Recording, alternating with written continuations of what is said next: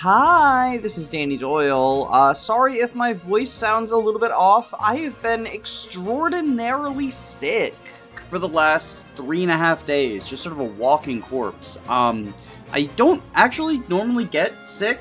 Whenever I've, hosted about being sick and having to delay streams and stuff, it's been because of chronic migraines. This was an actual, flu, cold, something or other. I had a fever, and apparently, this is what happens when you have a fever, is you're both hot and cold at the same time. I don't get sick. I haven't had a, cold flu thing since I had COVID, last year, and then COVID again 3 years ago. So, yeah, a little bit of a weird experience for me, but I did want to pump out some content, and I figured that this would be a bit low effort, a bit more of a chill video that I could make without having to, have a ton of research because it is more opinion-based. This is my Fire Emblem 6 maps tier list. Ranks S through F. I'm going to talk about what I like and dislike about the maps and just sort of categorize them based on where I think they fall. As a reminder, this is just my opinion, so if you disagree with me, that's completely fine. We're allowed to have different opinions. Just remember, I have more subscribers, therefore my opinion is more correct. Unless someone with more subscribers than me disagrees, in which case, that's a horrible metric to judge things by. What are you talking about? That's such a fucking ego move. Anyway. Let's start with Prolog. Prolog is a very simple map. I do think it's a cute reference that they basically took Chapter 1 of FE1 and just rotated it 90 degrees. I've seen a couple of people talk about this as, lazy. It's part of the weird, because FE6 was the first game after Kaga left Intelligence Systems, there's some weird narratives around it, and I've seen some people say, this is proof that Kaga was the only creative vision and they had to copy him. And I do think that the Game Boy Advance era was definitely the least innovative of the eras. I think having references to Fire Emblem 1, very overt references, like the map just being rotated, is fine and good, actually. Not too much special about it beyond that. The fact that all the enemies are axe enemies does screw over boars, which is a little bit unfortunate. It also makes it so that the Cavaliers are sort of juggling the Iron Sword between each other, and if we're playing on hard mode, which is normally how I approach FE6, then this is one of the maps where hitrate.exe becomes a thing. You just cannot get perfect hit rates. You generally have around somewhere between 70 to 80 to 90, depending on what character, what matchups they're going into, what weapons they're using, and whatnot. Especially since you can't support grind until the end of this map. I mean, I guess you could technically take on the first wave of enemies and then support grind, and then take on the second half of the map. But you are, at least for some portion of this map, not going to have fire support online and stuff like that, right? It is a little bit scuffed. If it weren't for the fact that the hit rates were, I won't say bad, because they're not, bad, but they're frustrating. So the problem is, right, generally, I'm not so critical of Binding Blade's hit rate moments, because they teach you to sort of have a backup plan, right? If your combat units are facing 80 to 90%, they're usually going to be successful, but if they have a chance of missing, you want to have a backup plan. And I think that that's a good thing to incentivize you to plan around. But in Chapter 1, you don't really have the action economy to have up those backup plans. And so you can end up in a situation where you're like, well, this 80% better hit, or else, and then when it doesn't, you're just like, well, fuck me, I guess. And like I say, for boars in particular, but also Walt, since he can't leverage weapon triangle advantage, it is a little bit rough.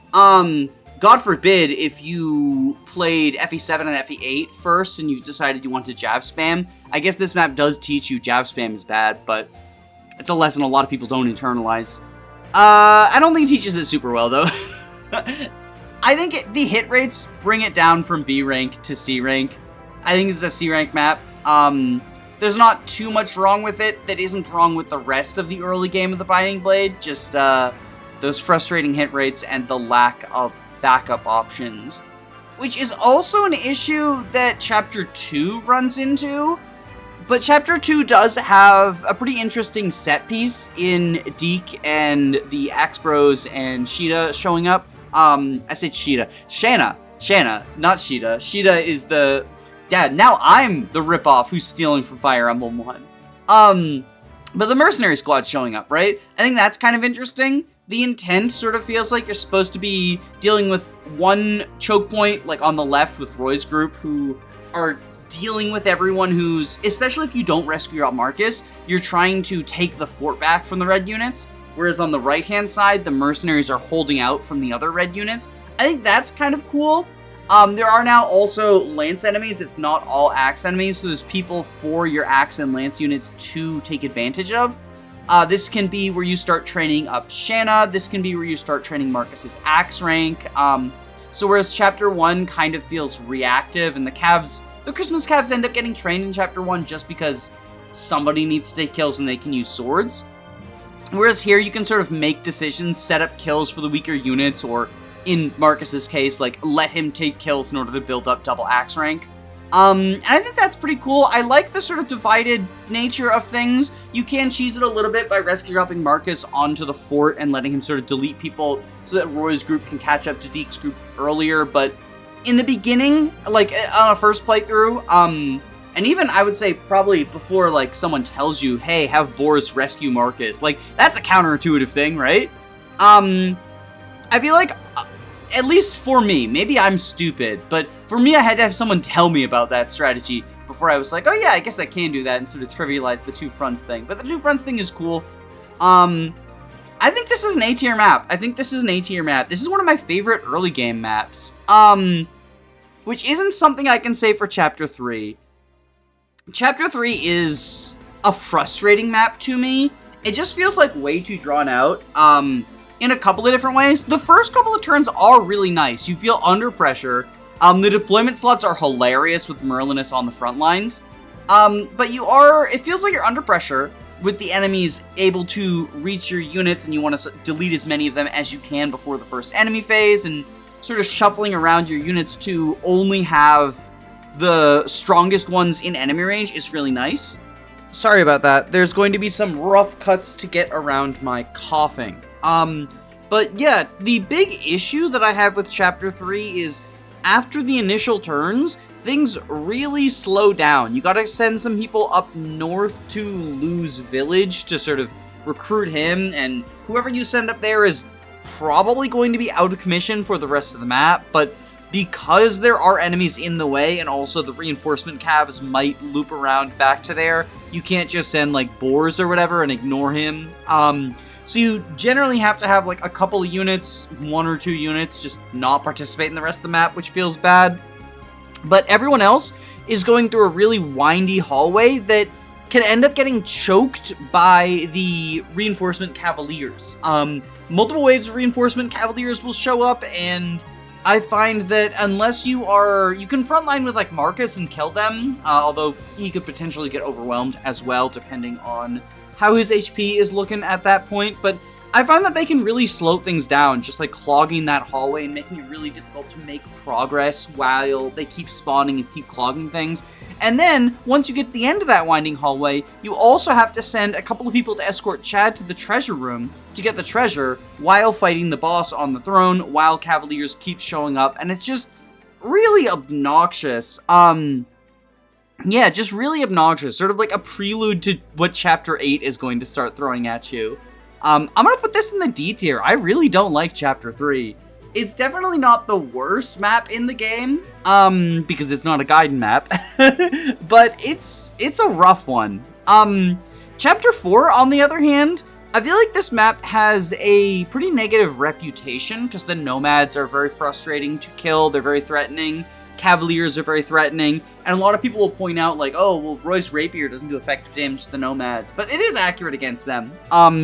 I do like leveraging Roy's accuracy against them. I like leveraging Rutger, obviously, once you get him against them. I like just sort of the idea of ganging up on these really threatening, really mobile enemies, again, much like the beginning of Chapter 3, it makes you feel like you're immediately under attack, but unlike Chapter 3, you don't then end up getting ground to a halt. Instead, it feels like you do need to rush. You want to go get the southern village. You want to recruit Rutger, which can be a little bit tricky. Even though the enemies won't attack Clarine, depending on how things end up, Rutger's group can sort of like jump scare you. It can be a tricky recruit, especially in the first time that you play through hard mode. But then taking advantage of him to continue that push forward while pirates start spawning from behind and threatening you in that direction. I think it's a really nice map. Things sort of come together pretty well. I'm gonna go ahead and put this one in the B tier as well. Chapter 5 I don't love, however. I feel like, so there's two approaches to Chapter 5. The first one is to go through the gate in the bottom left and just sort of go very, very combat heavy, because when you open the gate, reinforcements show up and there's a lot of enemies to fight, and it can be pretty overwhelming if you do it that way. The other option is to take the more long, circuitous route around the mountain through the forests, and if you do that, I feel like it ends up being a game of odds very frequently, both in terms of how many attacks you get hit by and how many attacks you can land. Because oftentimes, especially once you get into the forest in the northwest, you'll end up in a position where you can't fight the enemies without both you and the enemy being on terrain, and then it just sort of becomes this crapshoot of accuracy. Much like I talked about with Chapter 1, I'm not a huge fan of... So, at least at this point, you do have backup options, but because of the heavy emphasis on terrain, it becomes more difficult to... Like, your hit rates are going to be worse, right? So you need more than just the backup options you would normally have, because you're going to miss more often, and enemies are going to miss more often, which sometimes you can take to your advantage, and sometimes they can just, again, like, feel like a crapshoot. There is the funny strategy where you put any sword unit who can stand in the mountains, can face 0 hit from the hand axe brigands. I like doing this with Chad, and like if you want to meme, train him up to level 20, 1 experience at a time, dodging hand axe brigands. Get the most pathetic level 20 unit in time for Chapter 6. It's very funny. Not worth your time, but it is kind of funny. Overall though, I think this is probably a C tier map. Am I going to order within the tiers? This now becomes the question. Am I going to order within the tiers? Probably a bit more effort than it's worth, but as it stands, I do like Chapter 1 more than Chapter 5, so we'll see. Chapter 6, this is another one that it just feels a bit more drawn out than it necessarily needs to be. There's reinforcement zones that are triggered in a weird way. One of the reinforcement zones is triggered based on if all of your units cross a certain vertical line instead of just one unit. So there's a cheese strategy where you leave one person behind to sort of like make out with Kath because she spawns inside the wall. And that way you will never have literally everyone ahead. I like to do that with Dorothy. Once you do that, it's just sort of a very, very slow map. If you don't do the cheese, the reinforcements can sort of pincer you and be a little bit dangerous in that regard because you have people coming from behind and people coming from above, which I guess is kind of fun. I guess that can be kind of fun. But the main thing that holds this map back for me is there are a lot of treasure chests in like a big loop, and you only have one thief, and you don't have any chest keys at this point. So either you're slowly walking him around, or you're like using rescue drops to get him from room to room. You can't even like rescue drop him. Like there's some other instances later in the game where there will be 2 chest rooms very far away from each other, but you can take advantage of rescue drops to move halfway across the map in a single turn, and that can be very satisfying. You can't really do that with Chad in this map because there are so many different chest rooms. There's 5 in total, and they're all very close to each other, so rescuing him around, it can save you time, but it doesn't save you as much time as if there were just 2 rooms very far apart. And it's also not as satisfying, at least in my opinion. There's also like the fake out rooms where you open them and there's no treasure and it's surprise, you're just gonna reinforcements now. And there's multiple waves of enemies coming from the north as well, multiple waves of reinforcements. This is the map where you get Sue, which is kind of cool if you want to train her up. It's a nice opportunity to do so, especially if you want her to be competent for the sort of big test that is Chapter 7. Chapter 7 is sort of the iconic, difficult early game map. And having nice bow users for that is useful. But overall, I feel like the treasure rooms just like really drag it down. It's slowed down, much like the other D tier that I have down here, Chapter 3. And it's slowed down even more, so I think I like it less than Chapter 3. And then we come to the infamous Chapter 7. And I feel like where you place Chapter 7 on a tier list says a lot about what you like in a map. Because there is some bullshit in Chapter 7. Especially if you're going in blind and you don't do the sort of the rescue strat to get Roy up as soon as possible to recruit Zealot. That way you can not have the green units running around, because if they lure the wyverns, that can be like a big problem. If you haven't trained up a bow unit, it can be an issue. If you are unprepared for the reinforcements, either that come from the back or that come from the top near the end of the map, it can be kind of an issue. That being said, I think Chapter 7 is a map that really pushes your strategy to its limits. Hit rates are still a bit of an issue here, although not as much as they are in Chapter 1 and Chapter 5, because there's not as much terrain to hide on. You have more time to build supports, you have more sword units available to you, you've got better units available to you. You have 2 paladins. You get your first promotion item here, so you can either promote Rutger or Deke, or one of the Axe Bros in order to get bow access to help you against the wyverns. And it is an interesting choice which one of them you want to promote. I know the default is Rutger, because he's probably the best Hero Crest unit that you have early on, but if you're struggling against the wyverns, promoting a fighter just for that map can be a big boon to you. I think that this is one of the best maps in the game. I know there are people who hate it. I know that this is going to piss some people off, but I think this is one of the best maps in the game. I think it really pushes your tactical acumen to its limits. You've got multiple fires on multiple sides, fires being, enemies showing up to threaten you. There are some choke points to take advantage of, but if you try to turtle up too much, then the paladins will show up before you have cleared the way to get your squish units out of the way, and you'll just get, swooped around from behind and completely destroyed. If you lure the wyverns too early, or get unlucky and end up missing and don't have a backup plan available to you, it can be very frustrating. But if you're willing to use the silver weapons that you have available, if you're willing to feed kills to Marcus and Zealot, if you're willing to early promote a unit, if you're willing to do the things that FE6 wants you to do, then this map can be very fair. If you're willing to use bow units, because a lot of people don't want to use bow units, especially if the only Fire Emblem games they've played are 7, 8, 9, where bows are pretty bad. Or if you just see Game Boy Advance and think bow's bad here. I know I did a whole video about bows not being bad despite their reputation. And I think that being willing to train up a bow unit like Sue or Walt or even Dorothy, in order to have someone to help deal damage against the wyverns is very useful. You want to be careful in terms of when you lure specific enemies, not luring every wyvern at the same time. There's the side objective of the little treasure room, and also the red gem that you might want to yoink with Chad.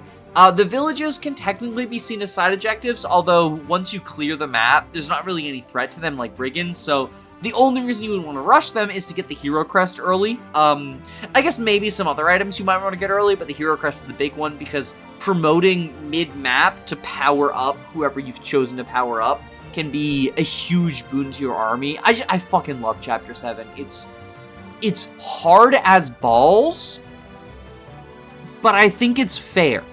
for the most part. It's as fair as FE6 early game gets. Like, you are still sometimes going to get RNG'd out of things, but at this point you have the flexibility to have backup plans, and backup plans for your backup plans. And so, yeah, you might get unlucky enough that the backup plan doesn't work and neither does the backup plan. But at that point, you've used up all your bad luck, just go buy a lottery ticket.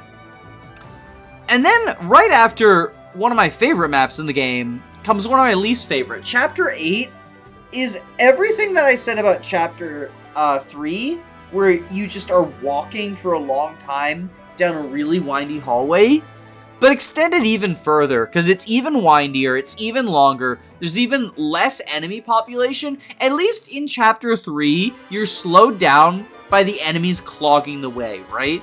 In Chapter 8, there's so many turns where it's just like, there's 1 or 2 enemies at most to fight. It's just really slow and tedious and really drawn out. If you have a death near the end of this chapter, resetting feels like such a pain. This is usually the chapter where I just let people stay dead. If they die near the end, I'm just like, well, sorry, I wanted to use you, Noah, but, you know, God said no. God said no, Noah. No Noah this run. And, like, God forbid, when I was getting, like, footage for various, like, videos that I was doing on specific units, I was terrified that Sue was going to die near the end of this map because I was like, I can't let Sue stay dead. This is footage for the Sue video. And those sorts of things. And it's just like, I hate this map with every fiber of my being. There is, of course, the Scrub Squad that shows up as well. Barst and Wendy and, what's his name? Steel Sword Armor Slayer man? Not Steel Sword, he's just an Armor Slayer. I don't remember his name, the other mercenary, not Deke. I don't like him. I don't like any of the scrubs. I don't think they're very fun or endearing. I think they just feel bad to use. Like, Wendy, at least Sophia is, like, a bad unit who it feels like a little bit fun to use. Wendy, it's like, okay, well, I get the power trip of training someone and getting a general. Whoop-de-doo. So, like, at least if you're gonna give me a bad unit, give me someone who, like, feels good to use. I hate everything about this map. I don't like Chapter 8. It's just frustrating to me. And then there's the Lolina thing as well, where, like, you move her to lure the archer around, and then you move her back, and the archer's just like, okay, I forget what I was supposed to do now. And that's just like, I don't know, it just feels like a time tax, because then every time that you're done moving everyone, it doesn't auto-end turn, because you didn't fucking end turn with Lolina in the prison cell, and it's like, why couldn't she have just been, like, a green unit, and the archer not aggressive towards her or something? I don't fucking know. It's just stupid. It's just stupid. I hate this map so much. I'm also not a huge fan of Chapter 8X. This is another one that just feels like it's wasting my time. Extra so because it has the fire tiles that spurt up. There's also the long hallway to nowhere on the bottom left. This is meant to be sort of just a training map for whichever of the scrubs you want to train up. Lolina is probably the best training project you have, but you can also train the Ilian Calves, or Sue, or even some of the meme units like Ogier and Wendy. And, like, that's fine for a map like this to exist, just to be an EXP candy fountain, I guess, is fine, but it doesn't make it any less tedious. And then, of course, you get to the end, and Henning is one of the most obnoxious bosses in the game. Just combining the really high speed, so really high avoid, and the thrown avoid bonuses, and just, ugh, you hate it, you hate it. I feel like this is another F tier. I feel like this is probably, is it worse than Chapter 8? It's, like, down there, right? I think I like 8 less, because 8 doesn't have that. At least 8X, you can, like, you know, have Shanna fly people over to skip, and potentially treat it like an EXP farm. But it is still just a long, windy hallway with not much going on most turns. Like, the amount of time that you're just, like, moving people, and all the stationary enemies, too. Like, just unthreatening stationary enemies who, again, just exist to be EXP fountains for people. It's so obnoxious. I think I'm gonna put this slightly above F, but like, or slightly above, not above F, it is in F, but slightly above 8, but like, ugh. I don't like either of these maps. They're bad. They're bad, y'all. They're bad. I like 9, though. 9 is this our first Fog of War map? I think this is our first Fog of War map. So it's our first Fog of War map. It's got 2 interesting enemy recruits, which are further complicated by the fog, although if you use a torch or a torch staff or a thief, you can make them... It's easier to see where fear and sin are going to show up from. You can get a little bit clogged at the bridges as choke points, and the first 2 turns, in particular the first turn, is really slow, just like winding around where there's no enemies, which is a really obnoxious start, but I think after that, the map sort of like livens up. Fighting the pirates is fun and interesting. It has the EXP candy thing that Chapter 8X has, while also letting you progress further into the map. Like you can do both objectives at the same time. You are on a timer to get the villages, because they are under threat by the pirates. There's the, like, really obtuse route choice between which village you go to in the top right. The boss is annoying, though, because it's a berserker. It's a killer axe berserker, right? And I think that, like, obviously you can just 2-range cheese him, but I think that that's just inherently bad design when you don't have any way of negating crit to give a absurdly high crit chance weapon. Like, it's a berserker with the crit bonus already, and then he has a killer axe as well. It just becomes not good. It feels like you're kind of forced to 2-range him in order to not risk death, because if you get crit by him, you're probably dying. And I think the boss, honestly, is the biggest thing that holds it back. Like, I think the fog is not bad here. I think it's well implemented. Sure, you know that fear and sin are coming for you because of cutscenes, so like if you get surprised by them because you're not using anti-fog tools, it kind of feels like it's your fault for not using things like the torch and the torch staff and thief vision to try to scout ahead and see where they're coming. It really is just the killer axe boss that really holds it back for me. With all of that in mind, I think B tier, I think I like it a little bit more than Chapter 4. Yeah, I think that's a good place for it. So now we have the route split, and this is A route, Chapter 9 A route, or Chapter 10 A route, rather. This one is alright. I do like the ballista set piece on the left, sort of like harrying you over to the right and sort of zoning you out that way.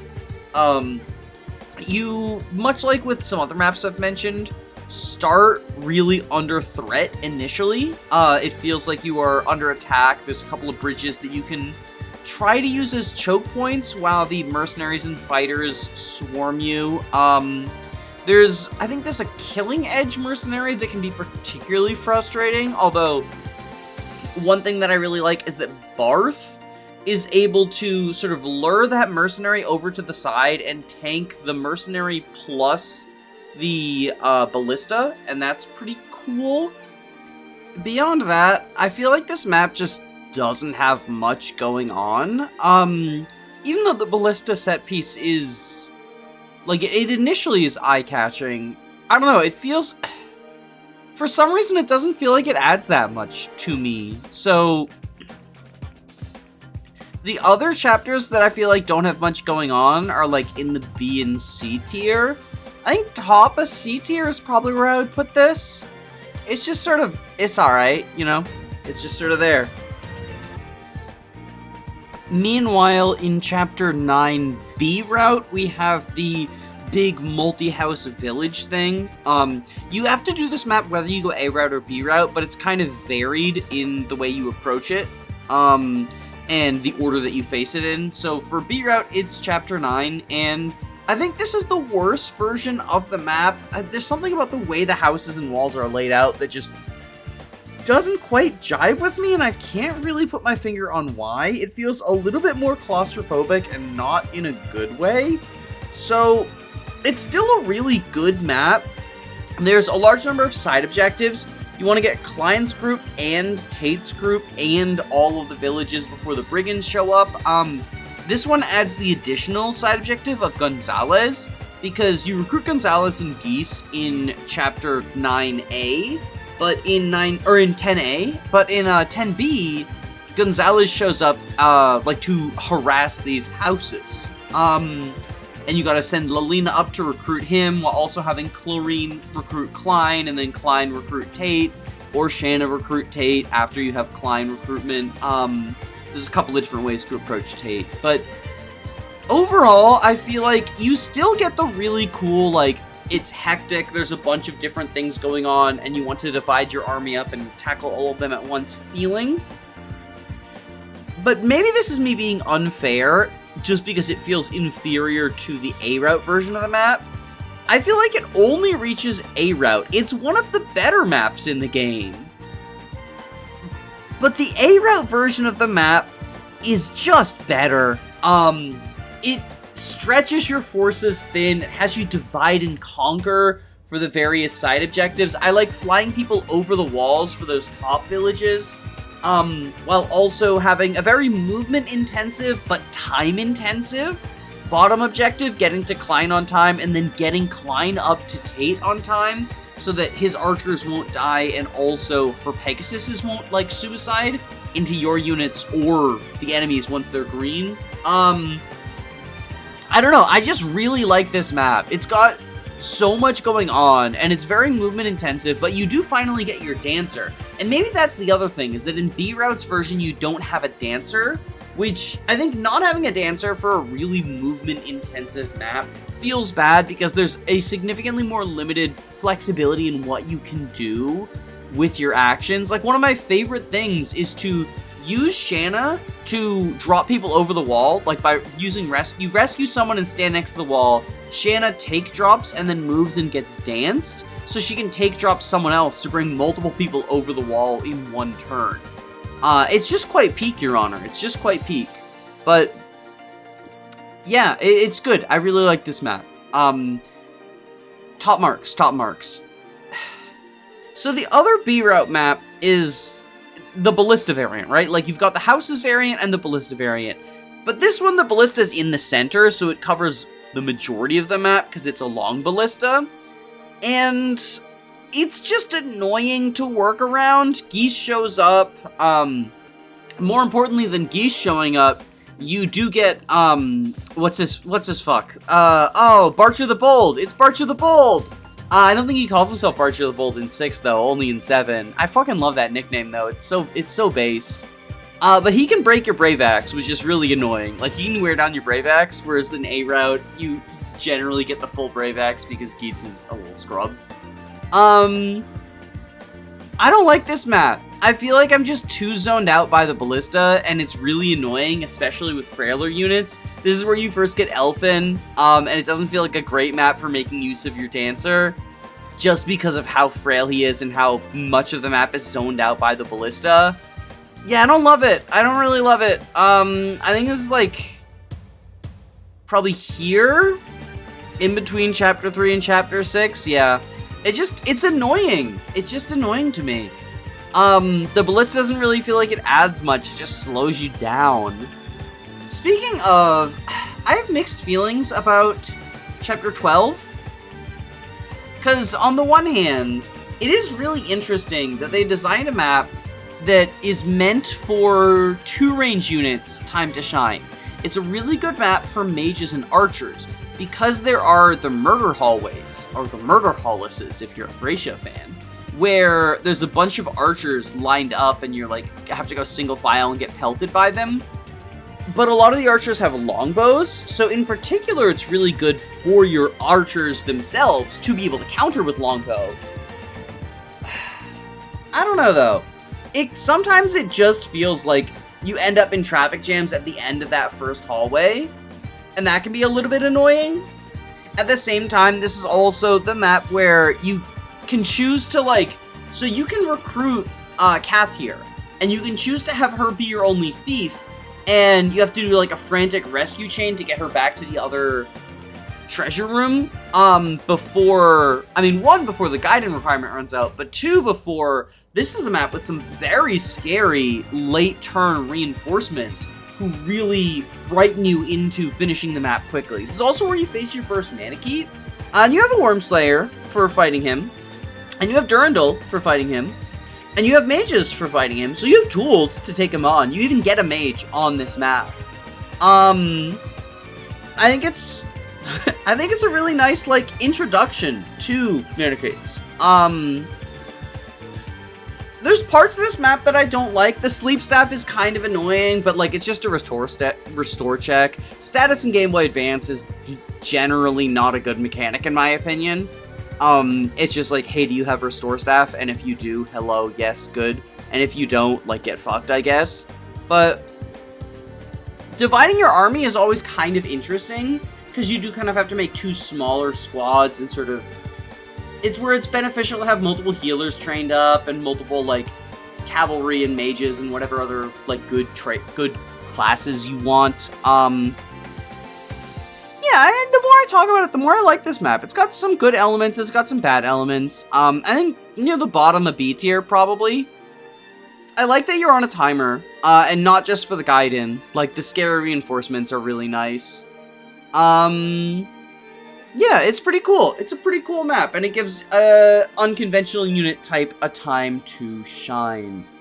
It is really unfortunate if you went A route, how the first map after you recruit Tate is just a ton of flyers, but I guess that's also true in B route, because it's the giant ballista. Tate just gets fucked no matter what timeline you enter.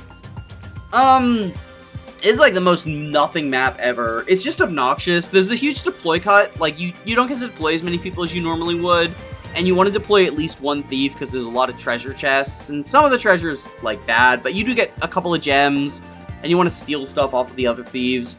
It's just like poisonfogmap.exe. The enemies aren't particularly frightening. There's, like, a druid who can be scary, and the boss is scary, but besides that, it's just, like, boring enemies. Fog of War. It just feels bloated. Like, this map just feels bloated. I really don't like it. It's not the most offensive map in the world. I feel like it's more dragged out based on running around to get the last few treasure chests than anything. And, like, you could ignore them, but that's a lot of money you're leaving on the table. And, like, in FE6, obviously you can spend the money on boots, and people will call money boots, but it's not just boots. Like, there's killer weapon armories. Actually, the next map is where the killer weapon armory is, so you want that money, like, immediately. So you don't want to leave that money behind, but then, like, you're just running your thief around in the fog, and the fog doesn't add anything.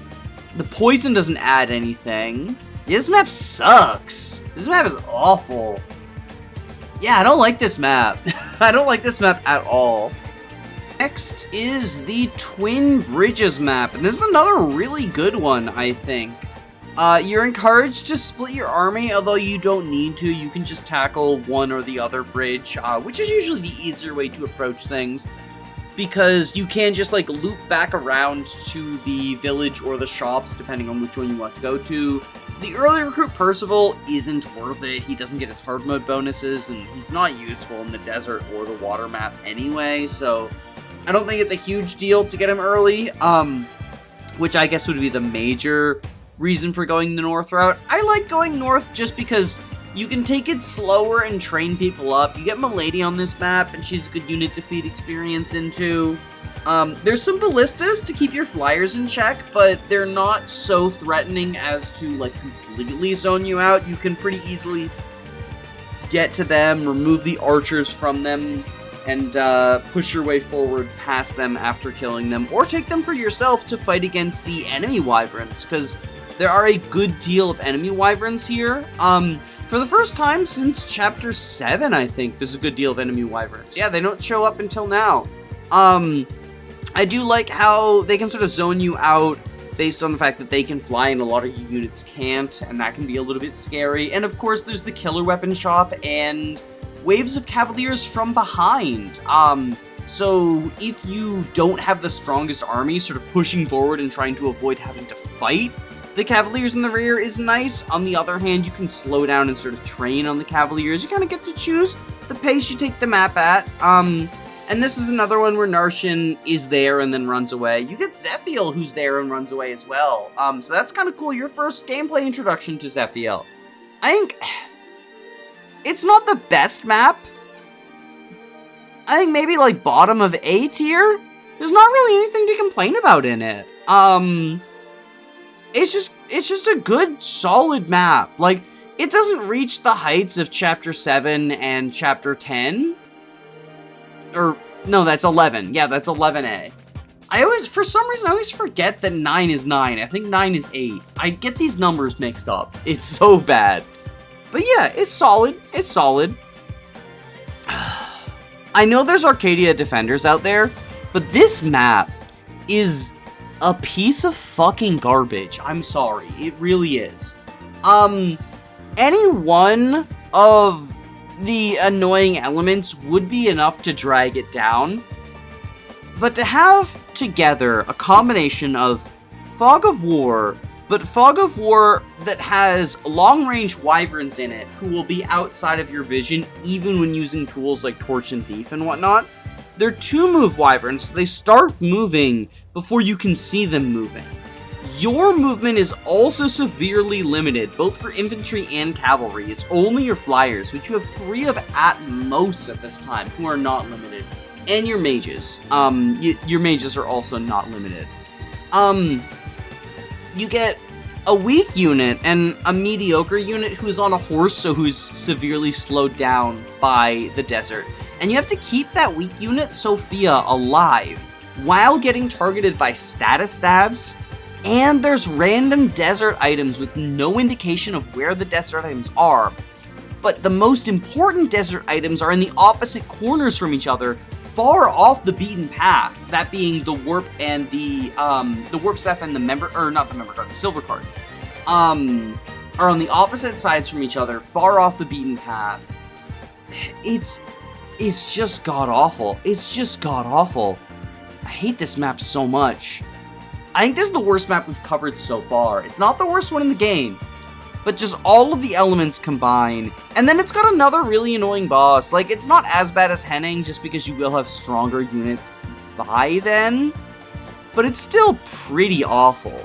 I think I said the warp staff and the silver card. It's the boots and the silver card, if I remember correctly. I think the warp staff is on the way. Like, you will find the warp staff accidentally. Actually, let me check if it's boots, warp staff, or silver card that you'll probably find accidentally. But the thing is that you don't even get a guarantee unless you use a thief, which you might deploy a thief because anti-fog measures. But unless you're using a thief, you won't guarantee to get them.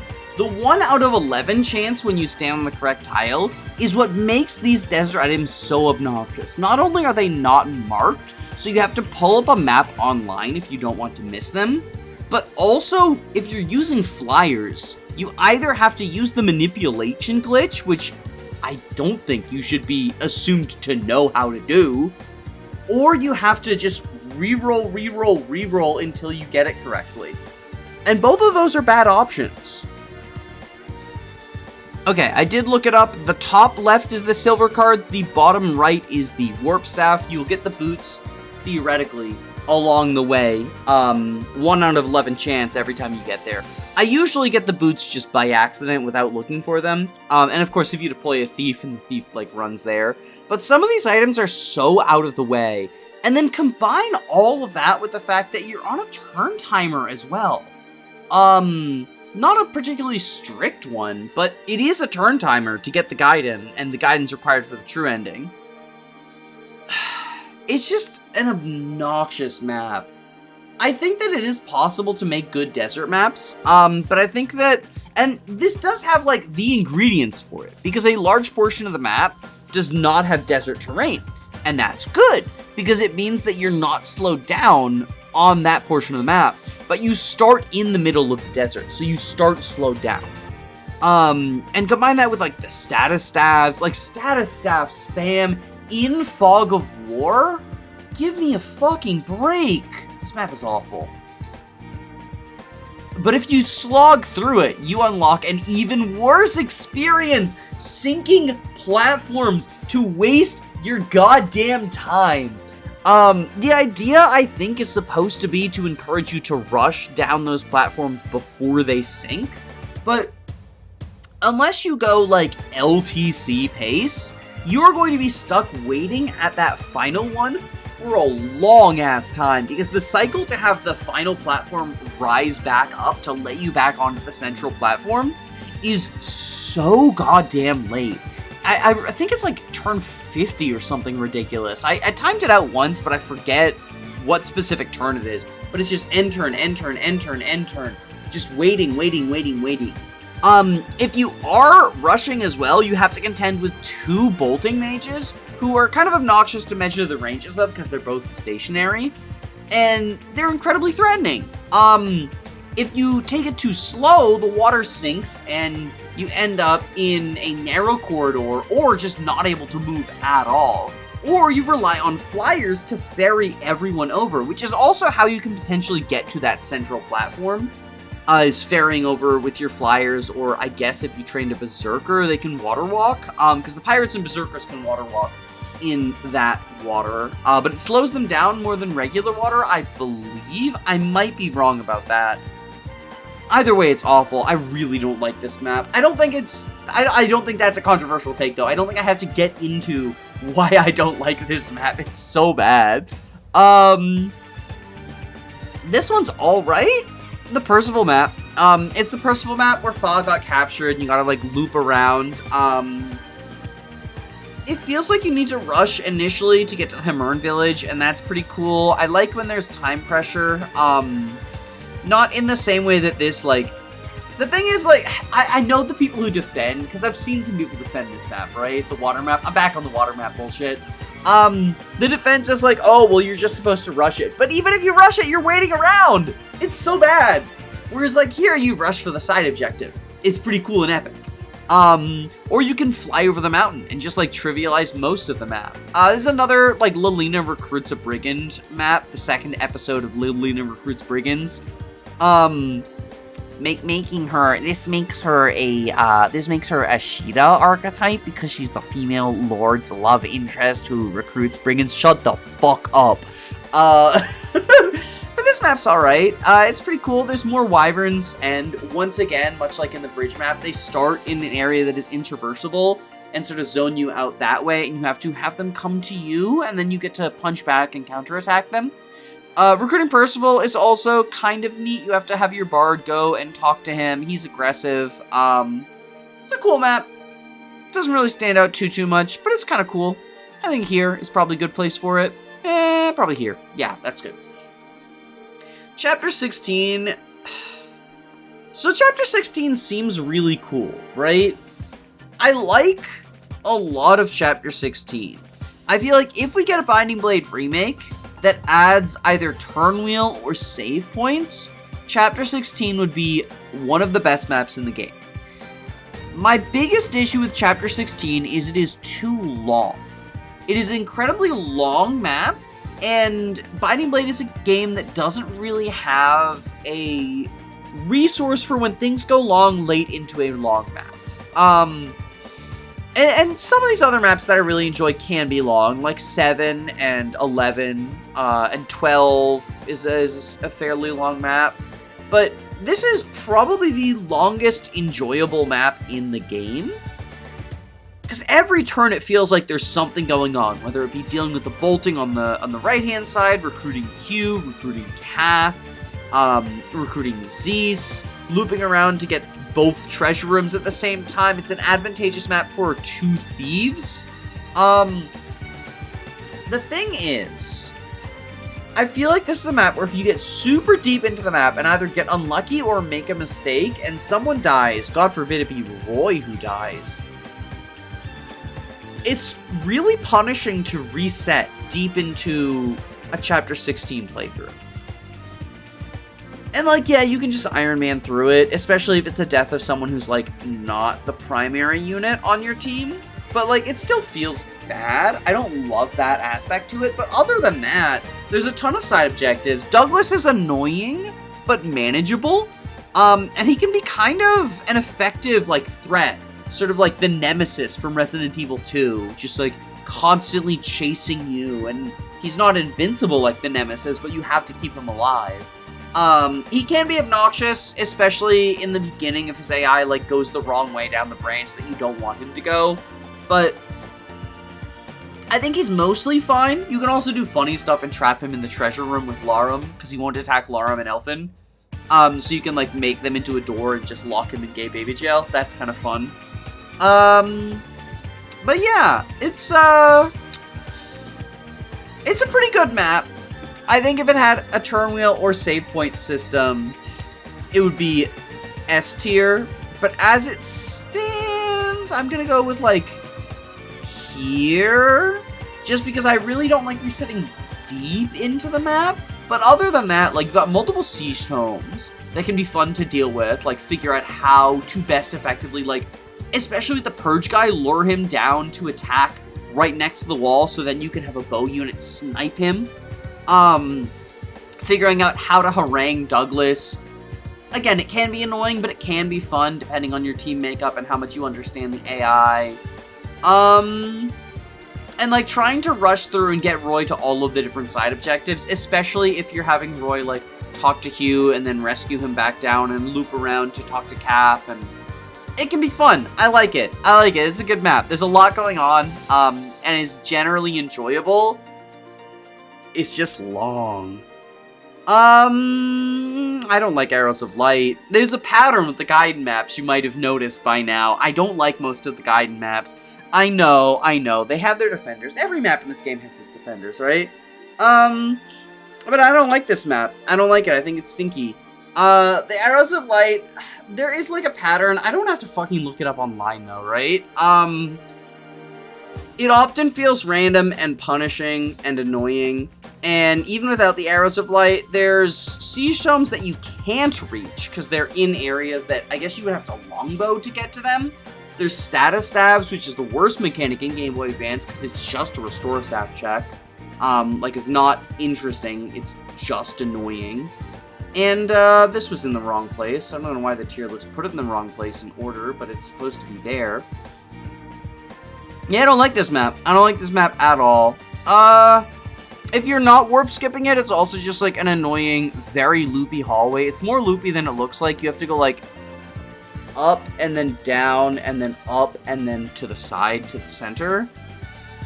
And that's real obnoxious. I don't like it. I think it's, like, D tier. Possibly F tier. Possible F tier. Are all the Gaidens in F tier so far? It's definitely the least offensive of the Gaidens so far. But all the Gaidens are in F tier so far.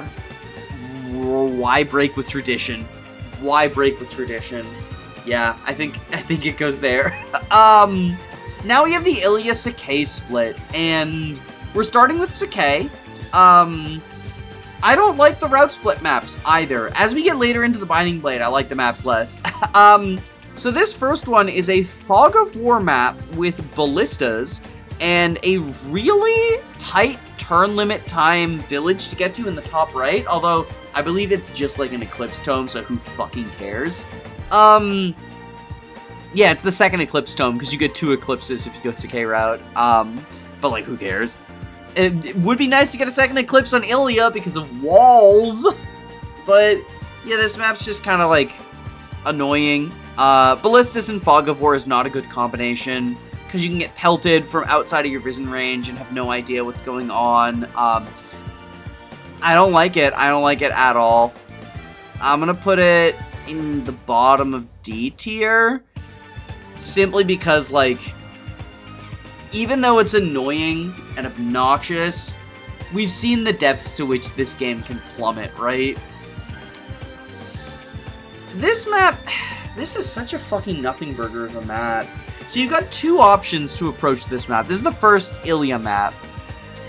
You either wait around a large number of turns for the sandbar to show up and then go across the sandbar, or you go across the bottom, deal with, like, annoying enemies while getting pelted by ballistas. Or I guess you can, like, fly over through the middle as well. I believe that's what the LTC does. Either way, I don't like it. It's not, like, egregiously offensive. It's more just boring than anything. It doesn't feel like it has much going on. Ballista Centerpiece is kind of cool for zoning flyers, especially since the idea is they don't want you to fly over, but you do get the Delphi Shield, so like you can just say lol, fuck you. I don't think they wanted you to get the Delphi Shield. Do you think the devs knew you could steal the Delphi Shield? I don't know if they did. This is like bottom of C tier, and this is probably the best of the route split maps because I don't remember anything about it. Which should tell you how I feel about the route split. My cat has decided to stand in front of the screen, so now I don't get to see the tier list anymore. The Law of Sakai, aka Nomad Fuck River Reinforcement Fuck Circle. This is another map I'm not a huge fan of. It's got the gimmick where, well, first off, the opening is actually pretty strong. I do like the opening where you are in the middle of the rivers. You have a couple of choke points you can take advantage of, but the nomads, like the promoted nomads, can river walk. So you want to bait them into attacking you not on the river. Have like Su and Shin and other trained bow units like Klein and Igrin sort of fight them over the river. That can be a good way to sort of keep them in check, right? But after you leave the starting area and you get to the point where you enter, it's really just the end of the map that sucks, right? Where you just get spammed with ambush spawn after ambush spawn in the circle around the throne. And they're really aggressive and really annoying and really obnoxious to deal with. And I don't love that. Much like the sandbar, or actually the opposite of the sandbar, where the sandbar kind of had nothing going on and ends up in the middle. This one has a part that I really like at the beginning, but then an obnoxiousness at the end, and they sort of even out in that way. Actually, I think I'm taking it back. I think I like this better than the sandbar map. I think this is actually the best route split map. Take that, Sakai haters. The best route split map is actually in Sakai. I've said this for a while, but the Ilia Sakai route split, like Sakai sucks, but Ilia sucks as well. It's just that the route split itself sucks, like big booty butt. Next up is the Ilia 18, and this map is ass. This map is ass. Imagine defending Ilia route and then looking at like a bunch of forests, like, oh, let's just trudge through the forest and low movement. I complain about Fire Emblem 6 hit rates being bad, but then I say that Ilia is better than Sakai, where everyone is on fucking forest, and there's a... I hate it. This map is awful. This map is awful. That's the wrong map. That's the wrong map. I grabbed the wrong map. This map is awful. I mean, that map is also awful, but this map is worse. This map is like... No, this map is F tier. This map is F tier. I fucking hate this map. Is forests that slow all of your units down, and they give everyone a void, so the hit rates are even worse than normal, and it's just trash. Just a trash fucking map.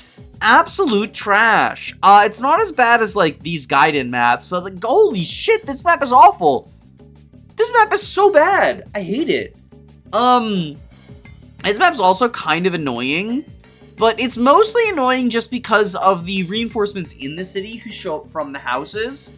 They feel kind of unfair and mean. Other than that, I guess it is kind of obnoxious to like have to break down the walls and get into the city that way. You can't open the gate even though it looks like you should be able to. Honestly, this map isn't that bad. Again, like Sakai haters, have you played the route? I guess the worst part about this map, right, is the boss. Much like Henning, and the light brand hero from Arcadia, whose name I can't remember.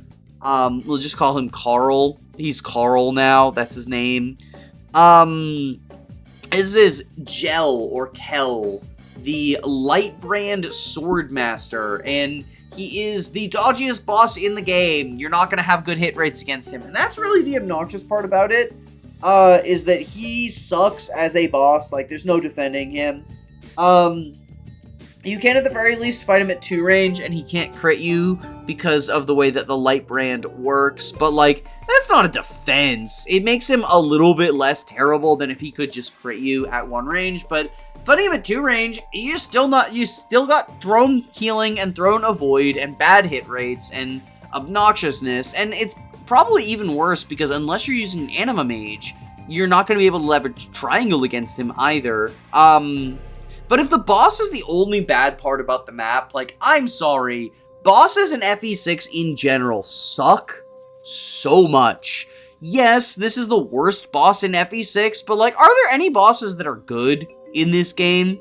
Name one. I will. It's this one, the first Manakit you fight, because it feels epic.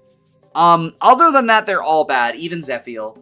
All these bosses are awful, so like, having an awful boss does not make the map bad, and the rest of the map is fine. Like, besieging the city is fun, the reinforcements inside the city are annoying, fighting the wyverns is fine, fighting the nomads is fine, this map is fine.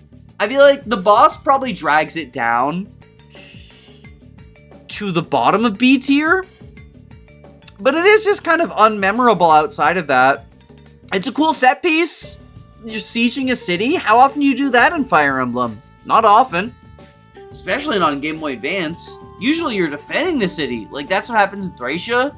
Besieging the city, that's a cool set piece. That's cool. I like it. Okay, moving back to Ilya, which is quickly becoming the bad route the more I look at these maps. This one also sucks. This is a Fog of War Ballista. Like, it's the same problems I had with this map, this Sakai one, right? The first Sakai map, Sakai 17. Ilya 19 is just Sakai 17, but like in more narrow corridors. So it encourages you to use flyers to get over the mountains. Because the siege domes and ballistas in fog. I hate that.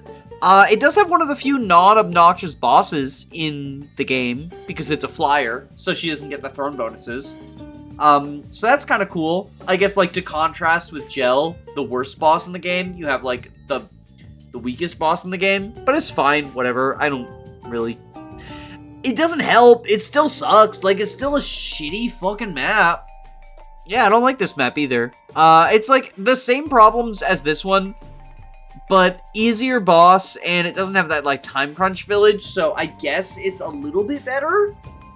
They kind of just occupy the same space in my mind of, like, why would you do this?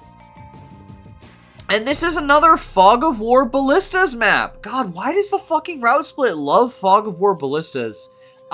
Here at least, like, the siege domes and ballistas, well, I say at least, you know where they are, but it's because they're fucking in an inaccessible area, just making them super obnoxious. And hey, why don't we have status stabs while we're at it? This map, this one, actually, this is bad enough to go down into F tier. This map sucks. Left-hand side is a scam, by the way. Never go left. Like, there's nothing on the left. The right-hand side is the treasure room. That's where you need to go. This map sucks, though. Yeah, it just sucks. And then there's the Gaiden map. I don't really like the Gaiden map either. The gimmick of the Gaiden map is there's multiple thrones, and when you see, like, randomly, one of them is real, and the rest of them are fake. It's determined by RNG which one is real and which one's fake. There's not, like, a specific real one you can know and look up or whatever.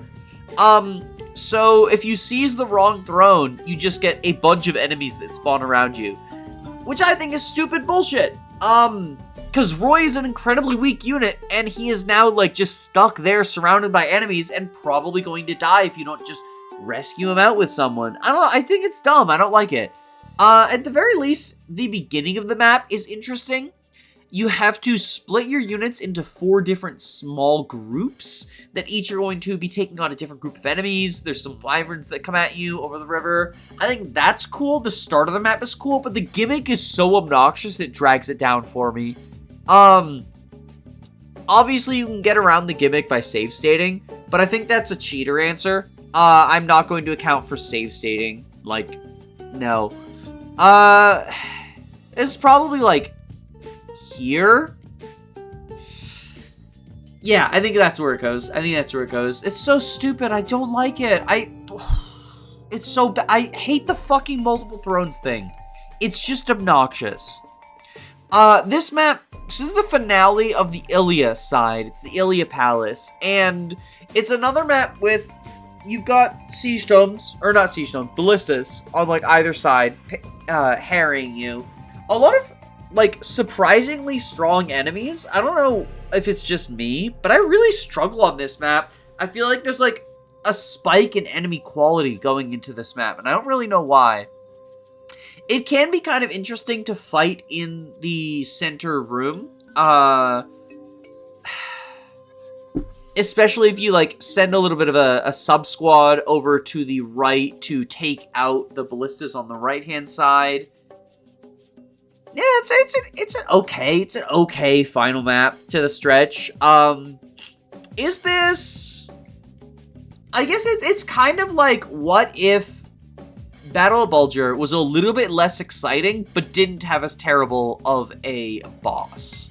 Because I think Battle of Bulger is a more exciting version of what this map is, but it's got gel, and gel sucks. And this is just, like, a little bit lamer, but then you face Acardo. Is that the guy's name? The Paladin? He's, like, a nothing burger of a boss. Oh, no, it's the General. He's the nothing burger of a boss. Either way, it doesn't matter. I think this goes here. It's the best Ilia map, but it's still worse than the best Sakai map. Don't at me. Fucking gel haters will be like, oh, the terrible boss ruins that map. Terrible boss ruins every map then. Then you hate this game. You don't like any of the maps. Except for the fucking Siege Tome one, apparently, because it's got a flyer. This map is obnoxious. Who in Intelligence Systems decided, hey, you know what would be a really good idea for a map? What if we made the player break a bunch of walls? Fucking get in the garbage. Get in the garbage where you belong. Waste of my time. Bigger waste of time than the hallway maps, because at least those maps make you like, okay, well, hallway map, you can at the very least be like, okay, let's rescue drop stuff efficiently or whatever, right? Just fucking obnoxious. Okay. Think positive thoughts, Danny. We are finally back to some good maps. We're out of the route split. I actually really like 21. My only issue with 21 is the same issue I have with 16. This is a map that would be S tier if there were save points or turn wheel, because it is a little bit too long to not have any sort of checkpointing. But I really like the reinforcement zones. If you know about them, trying to avoid them is an interesting challenge. And if you don't know about them, getting jump scared by waves of enemy reinforcements and adapting on the fly is a big challenge. The wyverns are incredibly threatening and scary, and they can take you on their own terms because of the mountains. The boss is really obnoxious, just like all the bosses. I don't like the boss. Murdoch, he is a piece of shit, but it can be interesting to try to rush him down, while under fire from the waves of wyvern reinforcements, or you can wait them out, or you can fight them out and kill them all out. This is a really cool and epic feeling final map. I think, again, if there were save points, this would be my favorite map in the game. I think it's good enough that it's good enough that it's S tier, even accounting for the fact that it's way too long and there should be save points. But it would be the best map in the game, in my opinion, if there was, like, a single save point, like a Shadow Dragon DS save point, or a turn rewind, or something like that, right? Checkpointing, some amount of checkpointing on a long map. But it's really epic to take on all of these wyverns. And you have, like, bow units and worm slayers and all the effective weapons you've been saving up throughout the campaign that are effective against mannequins and wyverns, and you're able to leverage them against these powerful flying foes. It's just really awesome. It's really cool. I really like it. I don't really care for this one, though. It's a Fog of War map, and you just run around. You have to go down the side. It's obnoxious. Like, it just feels like it's another map that feels like it doesn't have much going on. It's like, what if the Sakai 20 didn't have annoying siege tomes, but it's still just a Fog of War map. You run down the side, you get to the center. The gimmick is the fucking traps that deal 10 damage to you, but they account for your defense, so they deal 0 damage to you. And then there's chests where it's a 50-50 between an elixir and an enemy mana key being inside of them. And much like with the, this map, right? It's determined by RNG at the start of the map. There's no way to tell what it is. It's just stupid. It's just kind of dumb and stupid. I just ignore the chests. This map's kind of lame. It's just kind of lame. And then 22 is pretty cool. The final map, if you get the bad ending, Zephio's an annoying final boss, but like whatever. Like all bosses in FE6 are fucking obnoxious. But I do like splitting your army in half. You want to have equally strong forces, going to hit multiple switches, tackling the objectives with your 2 strike forces. The one main issue I have with this map, well, there's 2 actually. The first one is status staffs. Like, I've said it before, I think status staffs are the worst mechanic in Game Boy Advance. It's just a restore staff check. But the second one is the left-hand squad. You either wait around for them to sort of loop back to the throne room, or the left-hand squad doesn't get to participate in the final part of the battle. I feel like if the wall on the left-hand side just was torn down, maybe you leave the wall up initially, and you get rid of the wall once you hit the switches, but like, let the left-hand side more quickly access the throne room so they don't have to go loop all the way around the throne room to get to there. Just let them go through this little hole right here. I don't know why you wouldn't do that. Other than that, this is a pretty good finale. Probably like bottom of A tier for me. It is another one that's like a little bit long.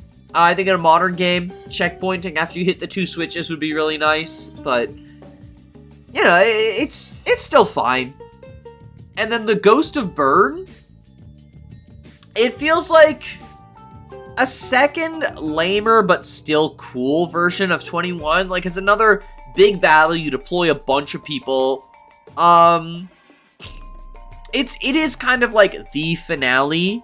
It's almost a victory lap. Like, there are annoying status staffs, but you can kind of just warp skip over them. There's ballistas in the center of the map, like long ballistas, but you have the IOT shield and powerful flyers, and like you got the boots in 21. You can probably manage them. I tend to have fun just sort of stomping this map. I feel like it's not as much fun as To the End of a Dream, but Ghost of Burn is still cool. I remember the names of these 2 because they go so fucking hard. Like To the End of a Dream and Ghost of Burn. They're so fucking hard. I don't like the endgame of FE6. I don't like the endgame of FE6. I just find it obnoxious. If you're like LTCing, it is interesting to figure out how to get Roy to each of the thrones on time. But I kind of just find it obnoxious. The enemies are non-threatening. It's just like how many uses, can your team use S-rank weapons and how much durability do they have, right? Is the only question. And Wormslayer. And magic, because like they don't have super good res. Yeah, I feel like this is a bad finale. Let's say like here. And then like, what do I even say about the Idun map? Like, just walk Roy forward and kill. Like, this doesn't fucking exist. This map doesn't exist. Honorary bottom of F tier for the combination of not existing and also the fact that I think the most obnoxious practice is when you need to kill the final boss with a specific character. And FE6 doesn't go as far as FE9 and 10 do, where Ike has to land the finishing blow. And FE2 and 15 do the same thing with Alm. But if you want to get the good ending, Roy has to land the finishing blow. And I think one of the joys of Fire Emblem is training up your shitty little training project. Whoever your favorite unit, like the unit who is the story of the run is that unit. And having them kill the final boss. And you can't do that in FE6. I mean, you can, you just get the bad ending. And that just feels bad. Like, I had a run where I hyper-focused on the Armor Knight triangle attack. And I killed Idun with the Armor Knight triangle attack, and it felt so epic and awesome. But you get the bad ending for that. I just think that's a bad feeling. I had to run a Path of Radiance where Ileana was like, the story of the run was Ileana doing funny stuff in the Iron Man.